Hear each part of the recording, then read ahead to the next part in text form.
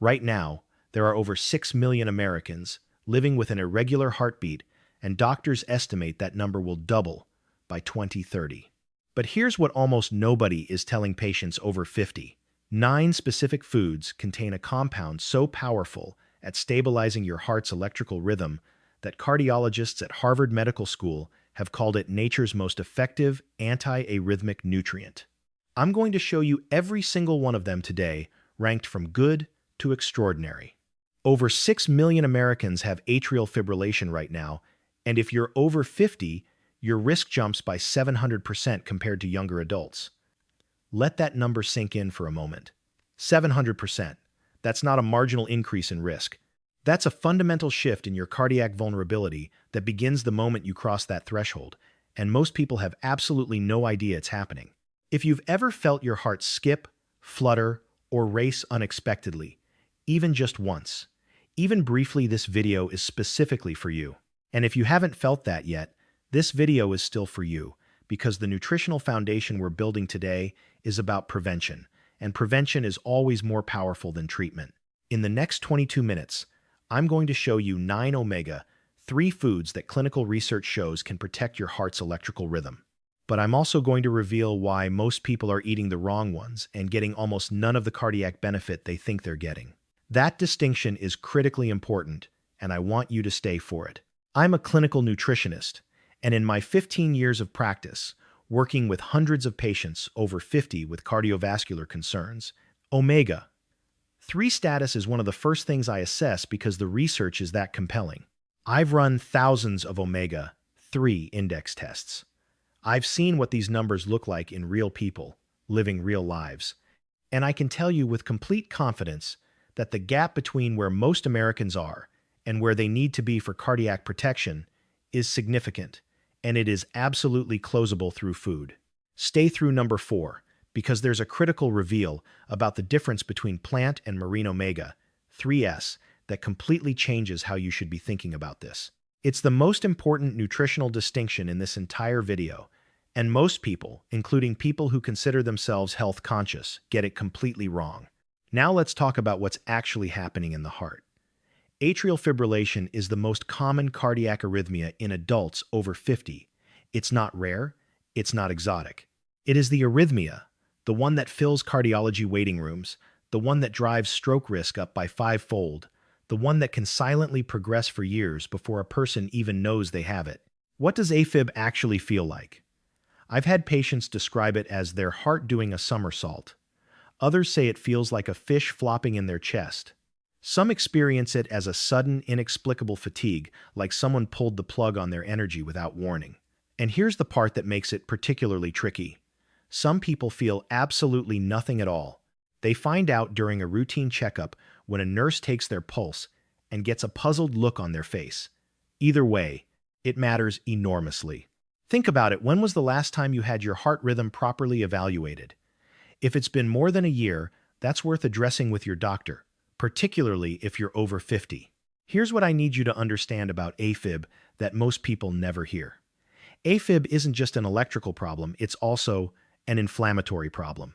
The heart tissue itself, specifically the atria, those upper chambers, undergoes a process called atrial remodeling.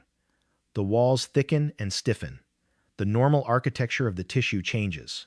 The electrical coordination that keeps your heartbeat synchronized begins to break down. And inflammation is a primary driver of that remodeling process.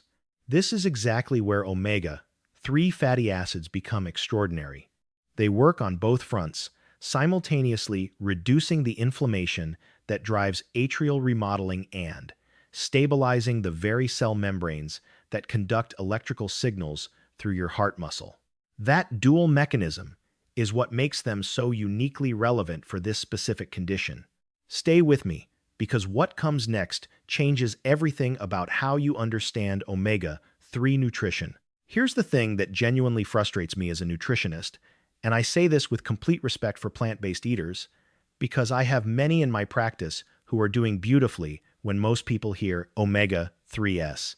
They grab flaxseed oil or throw some chia seeds in their yogurt and feel like they've done their job. They feel virtuous, they feel covered, and those are genuinely good foods. But for cardiac protection, specifically for AFib prevention specifically, they are not in the same league as marine-sourced omega-3s, not even close. And here's the clinical reason why. There are three main omega-3 fatty acids you need to understand. ALA, alpha-linolenic acid, is found in plant sources like walnuts, flaxseed, chia, and hemp seeds. EPA, eicosapentaenoic acid, and DHA, docosahexaenoic acid, are found primarily in fatty fish and marine sources. Those are three completely different compounds, and your body treats them very differently. Here's the critical detail that most people never hear. Your body can technically convert ALA into EPA and DHA, but the conversion rate in adults is shockingly, sobering low. Studies consistently show that only about 5 to 8% of ALA converts to EPA, and less than 1% converts to DHA. Less than 1%. So, when you're relying on flaxseed for your heart-protective omega-3s, you are working with a fraction of what you think you're getting. The math simply doesn't add up to meaningful cardiac protection when you run it honestly. Now, here's where it gets interesting, and I want to be balanced here, because the plant sources absolutely still belong on this list, and I'll tell you exactly why. ALA itself has independent cardiovascular benefits. Plant-based omega-3 foods also deliver fiber, polyphenols, minerals, and other compounds that support heart health through different pathways. But if cardiac arrhythmia protection is your primary goal over 50, EPA and DHA from marine sources are where the research is clear and unambiguous. EPA and DHA directly incorporate into cardiac cell membrane phospholipids. They literally become part of the physical structure of your heart muscle cells, making those membranes more fluid, more flexible, and critically less prone to the chaotic, disorganized electrical firing that causes AFib. When you eat marine omega-3s consistently, you are rebuilding your heart cell membranes at the molecular level. That is not a metaphor. That is biochemistry. Now let's go through all 9 foods. I'm starting with the marine sources because they are the most potent, and then we'll cover the plant sources and exactly how to integrate them into your strategy for maximum benefit. Food number 1, wild salmon. And if there is one food I would put on every single cardiac patient's plate over 50, it is wild-caught salmon. Full stop. No hesitation. This is the gold standard, and the evidence behind it is deep. Wild salmon contains approximately 1,500 to 2,000 milligrams of combined EPA and DHA per 3 ounce, serving one of the highest concentrations of any whole food on the planet. But I want you to hear the distinction I'm about to make, because it matters clinically. Wild-caught Alaskan salmon sockeye, king, coho, has a significantly better omega-3 to omega-6 ratio than farmed Atlantic salmon. Farmed salmon is fed a grain-based diet that drives up omega-6 content and meaningfully reduces the omega-3 benefit you're actually getting. You're paying for salmon and getting a less therapeutically valuable product.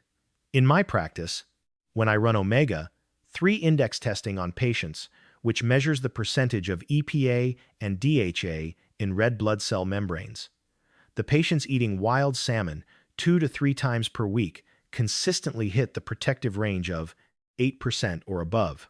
Patients eating farmed salmon or no salmon are often below 4%, which is associated with significantly higher cardiovascular risk.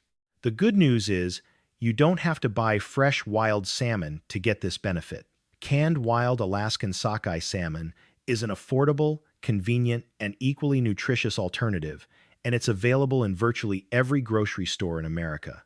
Check the label for wild caught. Best preparations are baked, poached, or pan-seared with olive oil.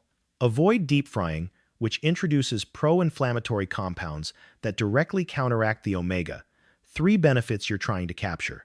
Aim for 2 to 3 servings per week. That single habit alone, sustained consistently, will begin shifting your omega-3 index meaningfully within 60 to 90 days. Now, salmon is extraordinary, but the next fish on our list is actually higher in EPA and DHA per serving than salmon by weight, and it costs a fraction of the price. Let's talk about mackerel. Food number 2, mackerel. This might be the most underrated heart-protective food in the American diet. Atlantic mackerel delivers approximately 2,200 milligrams of combined EPA and DHA per 3 ounce, serving actually outpacing salmon in raw omega-3 concentration. That is remarkable for a fish that most Americans walk right past in the grocery store. Now I need to make an important species distinction here, because it matters for safety. Atlantic and Pacific mackerel are excellent choices, relatively low in mercury, high in omega-3s, widely available. King mackerel, however, is high in mercury and should be limited, especially for older adults whose detoxification capacity may be somewhat reduced compared to younger adults. Check the label and know your species. The omega-3 content in mackerel is also accompanied by substantial CoQ10, vitamin D, and selenium, all of which have independent and well-documented cardiovascular benefits. As a nutritionist, I genuinely love foods that deliver multiple protective compounds in one package. Mackerel is that kind of food. Practically speaking, smoked mackerel, canned mackerel, packed in water or olive oil, or fresh fillets, when available, are all excellent options. It pairs beautifully with mustard, lemon, and capers on whole grain crackers for a heart-protective snack that takes about 3 minutes to prepare. And canned mackerel is often under $2 a can, making this one of the best budget-friendly cardiac nutrition strategies available to anyone. Food number 3, sardines. And I know some of you just made a face. I see it in my practice all the time. Stick with me for 60 seconds, because sardines deserve a genuine second look from every adult over 50 who cares about their heart. Sardines provide approximately 1,400 milligrams of EPA and DHA per 3 ounce, serving solidly in the therapeutic range. But here's what makes them uniquely valuable beyond even that number. When you eat sardines, you eat the whole fish, including the small, soft, completely edible bones. That means you're getting not just omega-3s, but also highly bioavailable calcium, vitamin D, and phosphorus in a single food. It is a complete cardiovascular and bone health package in a small tin, which matters tremendously for women, over 50 managing both heart health and bone density simultaneously. And if mercury concern is on your mind, and it should be if you're eating fatty fish multiple times per week, sardines are one of the safest fish you can eat. They're so small and so low on the food chain that they accumulate virtually no mercury. For adults eating fish frequently, this makes sardines an ideal anchor for your weekly omega-3 strategy.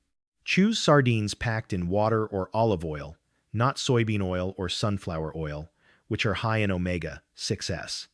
If they're packed in brine, rinse them to reduce the sodium load.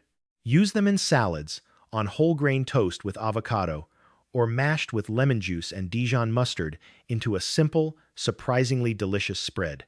I've had patients who swore they would never touch sardines completely transform their opinion once they tried them prepared properly.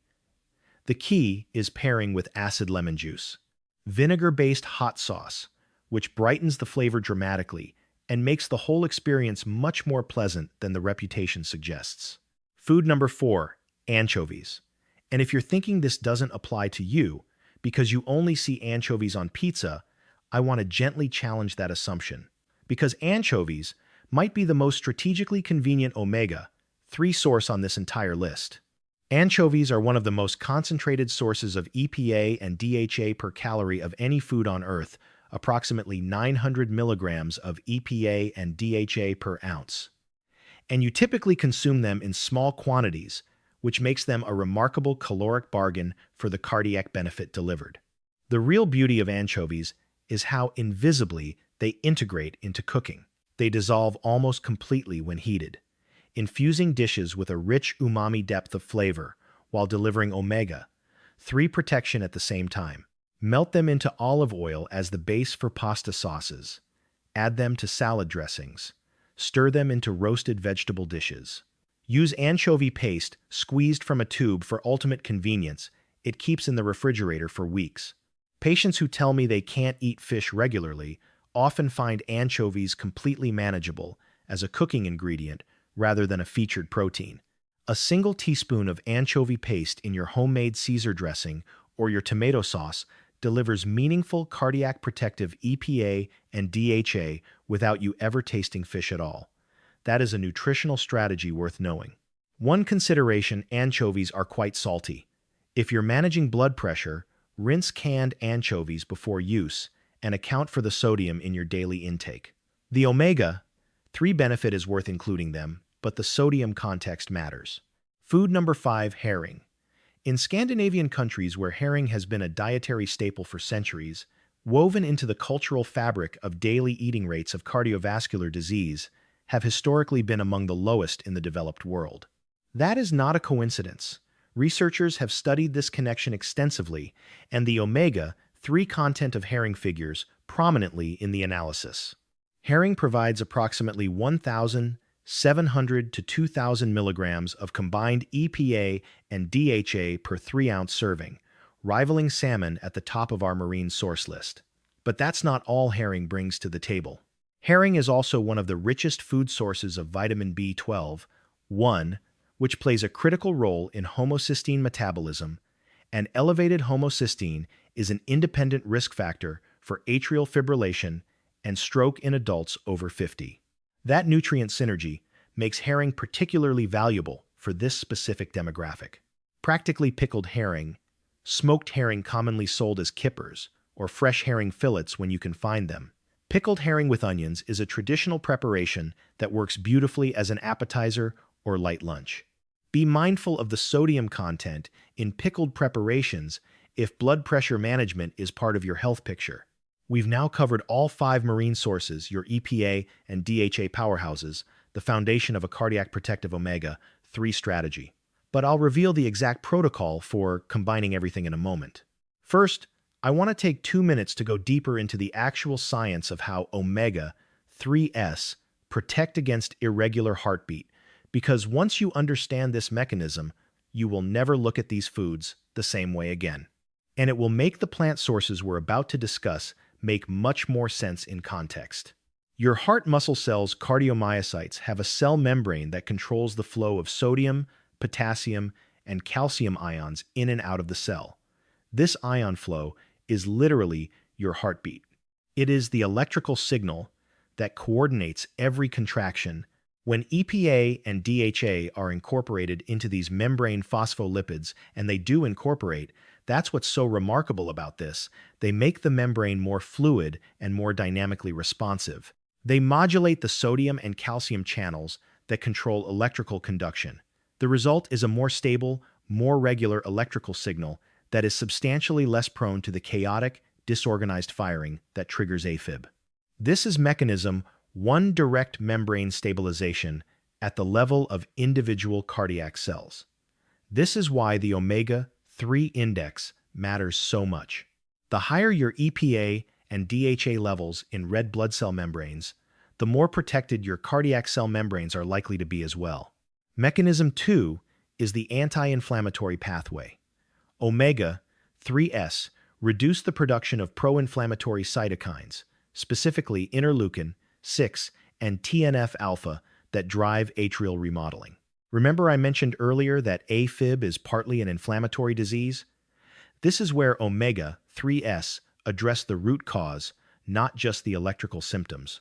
By reducing the chronic low-grade inflammation that progressively remodels atrial tissue, consistent omega-3 consumption may help slow or prevent the structural changes that make AFib more likely to develop and harder to reverse. And there's a third mechanism emerging, earlier in the research timeline, but genuinely promising. There's growing evidence suggesting that omega-3s may enhance vagal tone, the activity of the parasympathetic nervous system that naturally slows and regulates heart rate.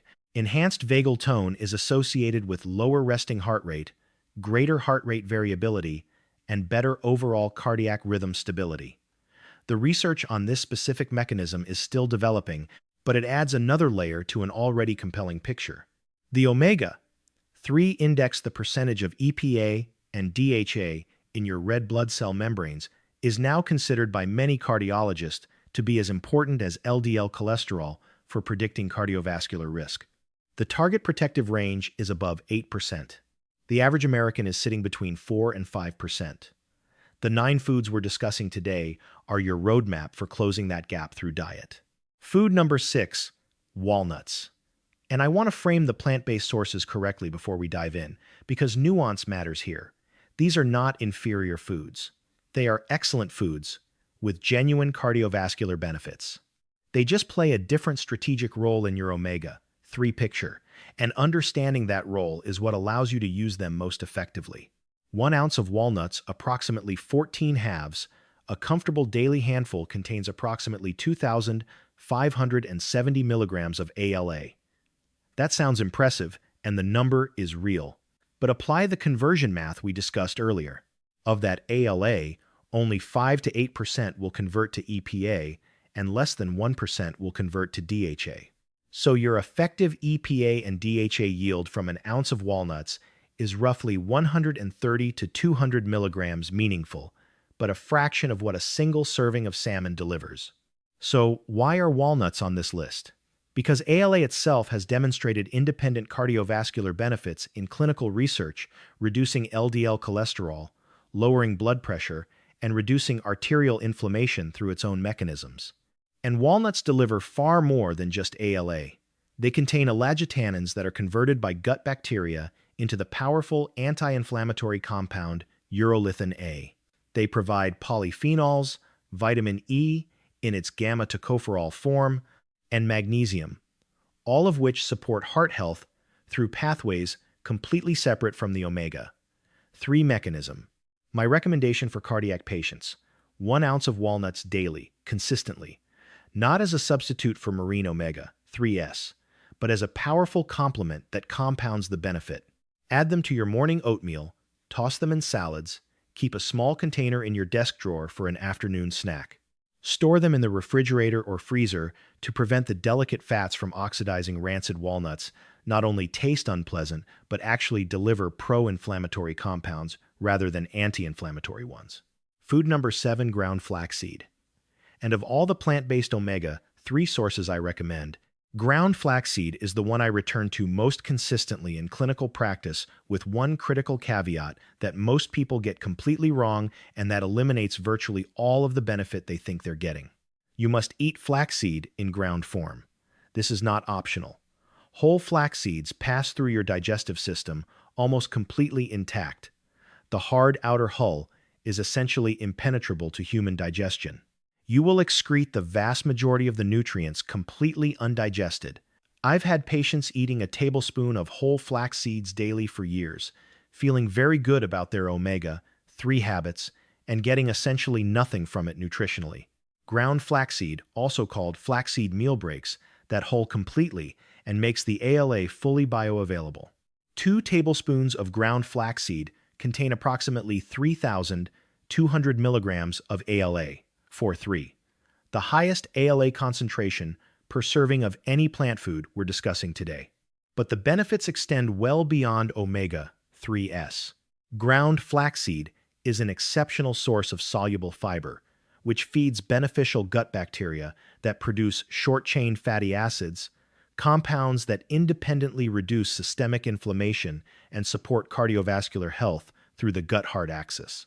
And the lignans in flaxseed have been studied extensively for their hormone balancing effects, which is particularly relevant for women over 50 navigating the cardiovascular risk shifts that accompany the hormonal changes of menopause and postmenopause. Practically add 2 tablespoons to your morning oatmeal, blend into smoothies, stir into yogurt, or incorporate into homemade muffins and energy bars. Buy pre-ground flaxseed meal, or grind your own in a small coffee grinder kept specifically for that purpose. Store in an airtight container in the refrigerator. The ground seeds go rancid within days at room temperature because the exposed ALA oxidizes rapidly. Refrigerated, they stay fresh for several weeks. A patient of mine, who had been faithfully eating whole flax seeds for nearly 2 years, was genuinely shocked when I explained she was getting essentially zero nutritional benefit from them. Once she switched to 2 tablespoons of ground flaxseed in her morning oatmeal, her omega-3 index improved meaningfully within 90 days, and her inflammatory markers shifted as well. Food number 8, chia seeds.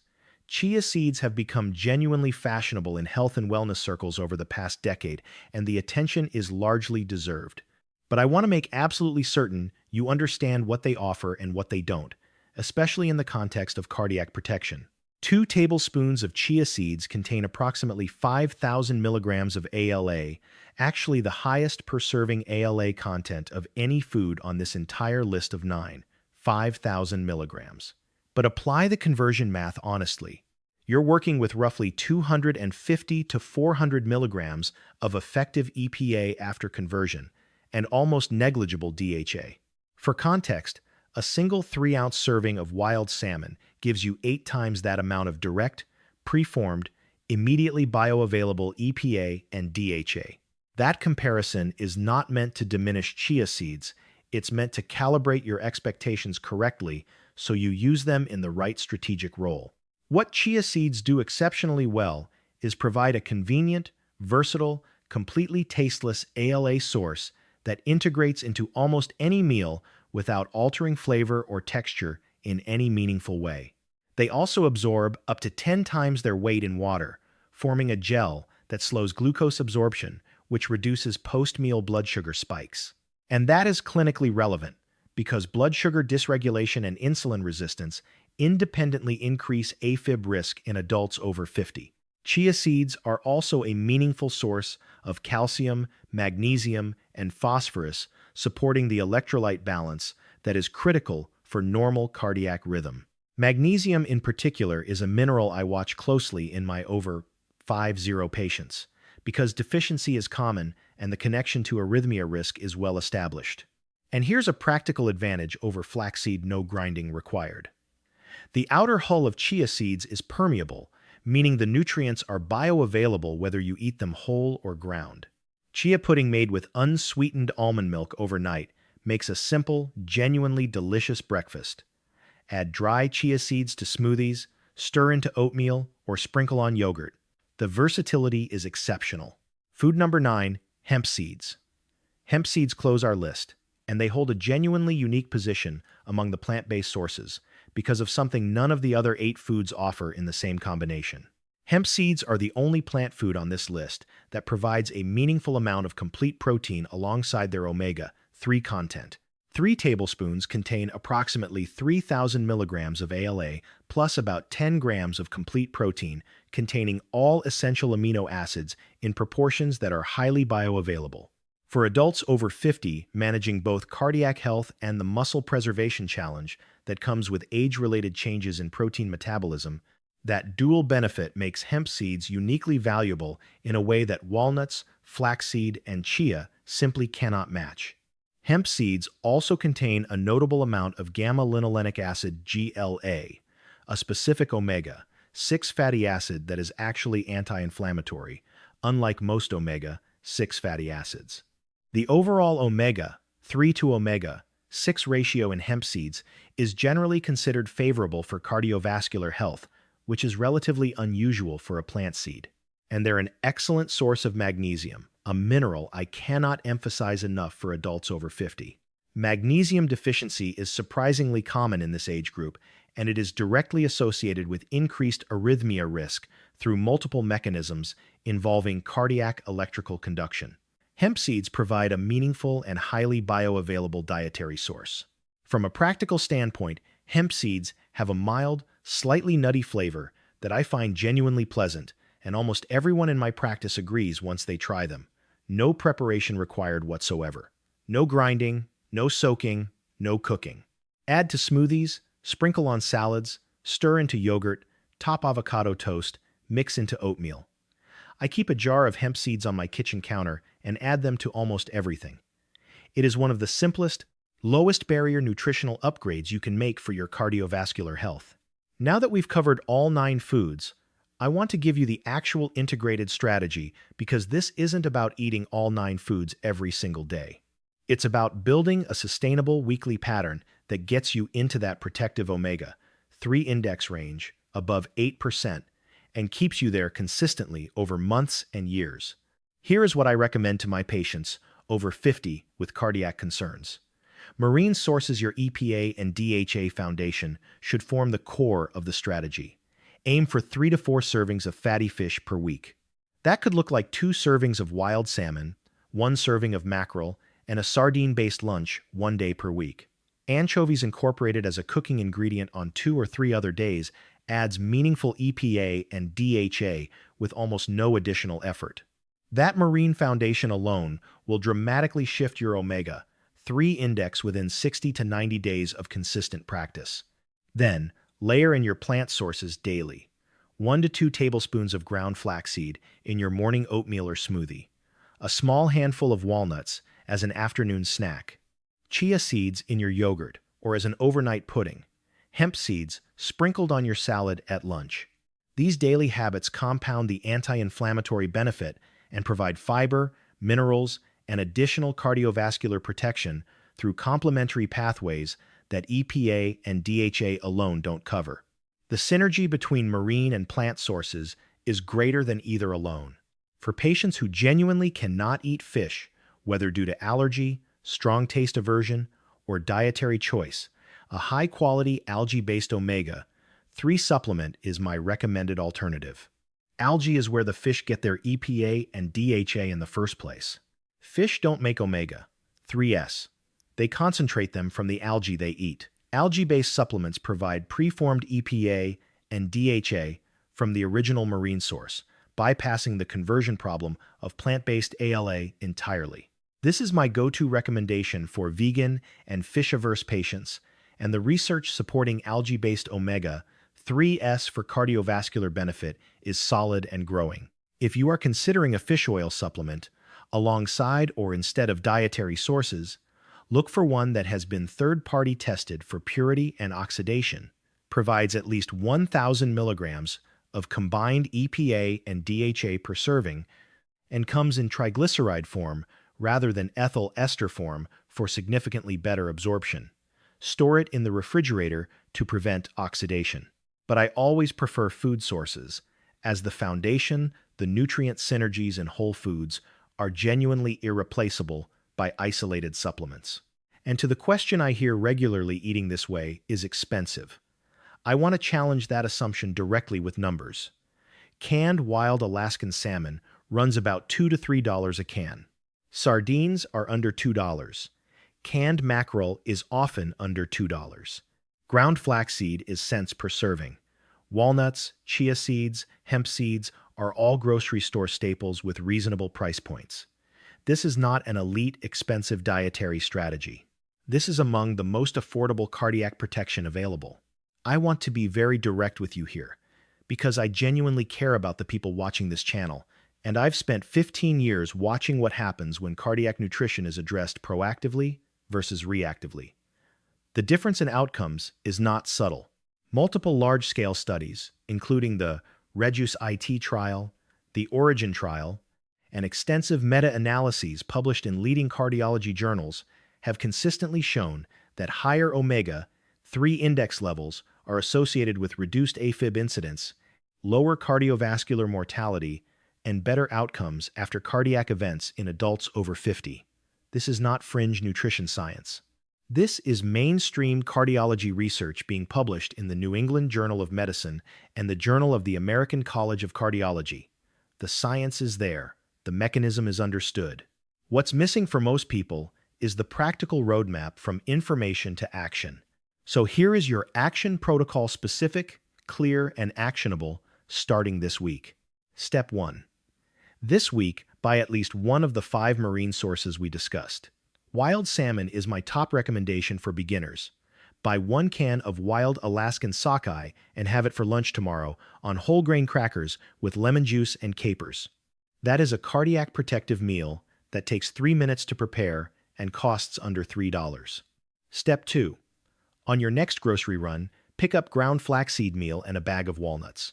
2 tablespoons of ground flaxseed in your morning oatmeal and a small handful of walnuts in the afternoon. That is your daily plant-based layer, and it takes 0 additional cooking time. Step 3. Build toward 3 to 4 marine omega-3 servings per week. Use the variety we discussed: salmon, mackerel, sardines, anchovies, herring, to rotate and prevent dietary monotony. Each serves a slightly different nutritional role, and variety is protective. Step 4, and this one matters enormously. If you haven't spoken with your doctor about your omega-3 status, ask for an omega-3 Omega-3 index test at your next appointment. This simple blood test tells you exactly where you stand, your personal EPA and DHA percentage in red blood cell membranes, and gives you a baseline to measure your progress against as you implement these changes. Many cardiologists are now ordering this routinely, but many patients don't know to ask. Ask. Timeline for realistic expectations. In weeks 1 and 2, the changes are happening at the cellular level. You won't feel them yet, but they are real. By weeks 4 to 8, Omega-3 index measurements typically begin shifting meaningfully. By 3 to 6 months of consistent marine omega-3 consumption at 3 to 4 servings per week, most patients see their omega-3 index move from the deficient range into the protective range. Inflammation markers often follow. This is a sustained practice, not a 2-week experiment. Dosage context if you're supplementing.